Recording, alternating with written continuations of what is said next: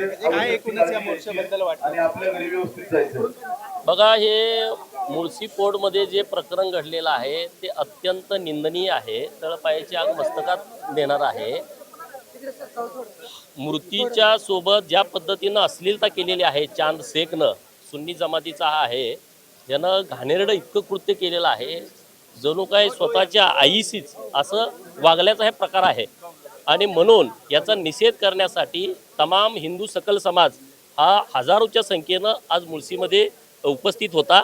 आम्हाला या माध्यमातून महाराष्ट्रातल्या आणि देशातल्या सगळ्या लोकांना हे सांगायचं आहे की अगोदर आपण लव जिहाद, लँड जिहाद, फोर्ट जिहाद हे आपण बघितलं होतं, अनुभवलं होतं, ऐकलं होतं. परंतु आता मूर्ती जिहाद हा नवीन प्रकार हा जिहाद्यांनी सुरू केलेला आहे.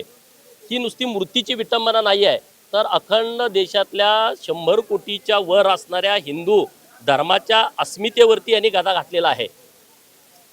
औरंग्यानी मूर्त्या फोडल्या होत्या, बाबरांनी मूर्त्या फोडल्या होत्या, अफजल खानांनी फोडल्या होत्या, आदिलशाह असेल, निजामशाह असेल, हे जे सगळी गोरी असतील, तुगलक असतील, लोधी असतील, हे सगळी जी लोक होती यांनी तर मंदिरं तोडली, मूर्त्या फोडल्या. परंतु त्याच्या पुढचं प्रकरण हे आता ह्या जिहाद्यांनी ठरवलेलं आहे.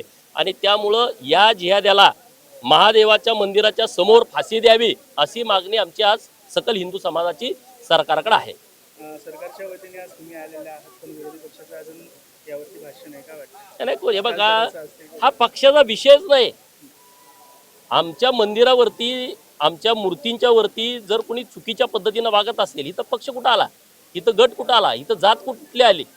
आम्ही सगळे हिंदू जर याबाबत जागृत नाही झालो तर आपली शकलं होतील.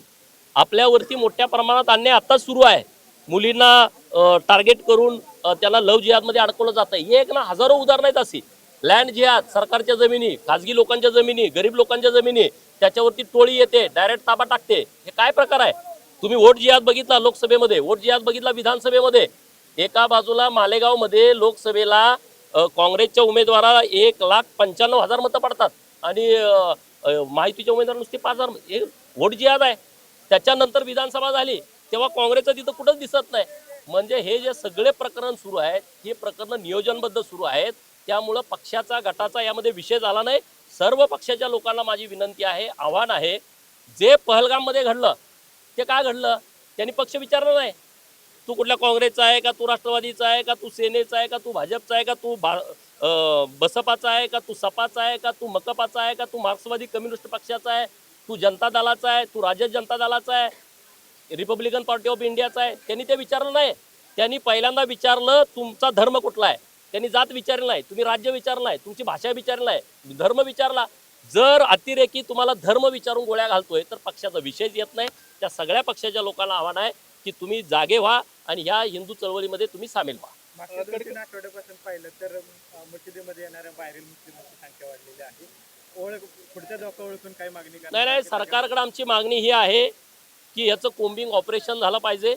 सगळ्या मशिदीमध्ये, सगळ्या मोहल्ल्यामध्ये तपासणी झाली पाहिजे की हे नेमकी लोक कुठून आलेले आहेत, की नेमकी कोण लोक आहेत, यांचं ID कार्ड तपासलं पाहिजे. ID कार्ड सुद्धा बोगस देणाऱ्यांची एक टीम आहे. त्यामध्ये हिंदू असतील तर त्याला माझं आव्हान आहे, अरे आपल्या आईशी गद्दारी केल्यासारखं तुम्ही वागू नका. 1000, 500, 2000साठी तुम्हाला कुणाला ID कार्ड देऊ नका. त्याची सगळी व्यवस्थित तपासणी झाली पाहिजे. जे देशभक्त मुसलमान आहेत, हे नुसतं अतिरेकी विरुद्ध भारतीय अशी लढाई सुरू नाही आहे. देशभक्त मुसलमान विरुद्ध पाकप्रेमी मुसलमान, देशाच्या विरोधातले मुसलमान, अशी पण लढाई सुरू आहे. त्या मोहल्ल्यातल्या देशभक्त मुसलमानांना माझं आव्हान आहे, तुम्ही सुद्धा ही गुप्त माहिती पोलिसांना द्या.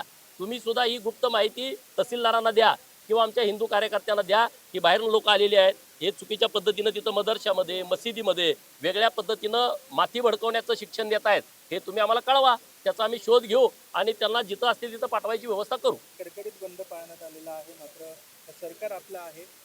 फाशीची शिक्षेची मागणी तुम्ही केलेली आहे, याचा पाठपुरावा करणार का आणि होणार का? हे बघा, मी खरं तर मुळशी तालुक्यातल्या सर्व हिंदू समाजाच्या लोकांचं मी अभिनंदन करतो की एका दिवसामध्ये ते इतक्या मोठ्या प्रमाणात एकत्रित आलेले आहेत.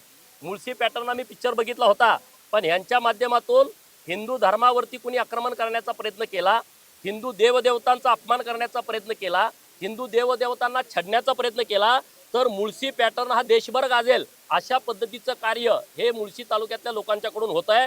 यांनी कडकडीत बंद पाडला, त्याबद्दल मी त्यांचा आभार व्यक्त करतो, अभिनंदन करतो आणि सरकार नक्की या गोष्टीची गंभीर दखल घेईल आणि त्या शेखवरती कडक कारवाई करेल. तुम्ही भाषणात उल्लेख केला होता की पहलगाम इथे झालेल्या हल्ल्याबाबत काही राजकीय पक्ष म्हणतात की ते हिंदू धर्म होते की नाही त्याची मला याचा राजकीय अजिबात अंग द्यायचं नाही, परंतु जे भारतामध्ये राहतात आणि पाकिस्तानचे गोडवे घातात, जे भारतामध्ये राहतात पाकिस्तानची काळजी करतात, जे भारतामध्ये राहतात पाकिस्तानच्या तिथल्या परिस्थितीची चिंता करतात, त्या लोकांच्याबद्दल माझा आक्षेप आहे.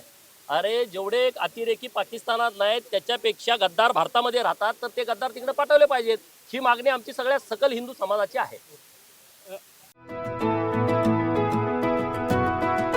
25 वर्षांचा प्रदीर्घ अनुभव व अत्याधुनिक तंत्रज्ञान यांनी सुसज्ज असे पुण्यातील आकाश आय क्लिनिक व लेझर सेंटर. रोबोटिक पद्धतीने वेदनारहित मोतीबिंदू शस्त्रक्रिया, तेही विना टाका व विना इंजेक्शन. मेडिक्लेमची सुविधा व सेम डे डिस्चार्ज. लेसिक लेझरने चष्म्यापासून कायमची मुक्ती फक्त 10 मिनिटात. काचबिंदू, रेटिना, ड्राय आय, मायोपिया अशा अनेक डोळ्यांच्या विकारांवर उपचार म्हणजेच आकाश आय क्लिनिक आणि लेझर सेंटर. CTR कंपनी जवळ, विमान नगर, नगर रोड, पुणे. संपर्क 8888173100.